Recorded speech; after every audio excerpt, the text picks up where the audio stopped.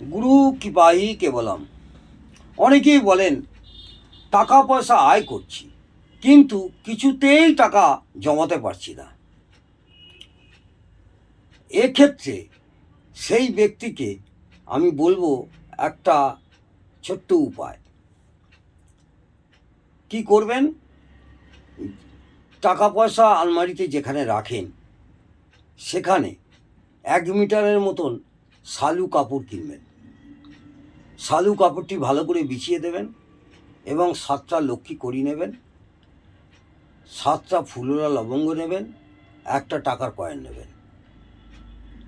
7টা কড়ি, ফুলোলা লবঙ্গ এবং একটি কয়েন যে নিলেন তাতে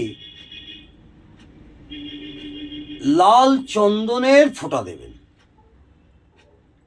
এই প্রয়োগটি বৃহস্পতিবার অবশ্যই করবেন।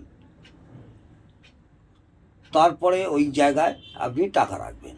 অচিরেই আপনাদের মুক্তি পাবে এবং আশা করব আপনাদের টাকা সঞ্চয় হবে এবং জমাতে পারবেন। নমস্কার, জয় মা তারা।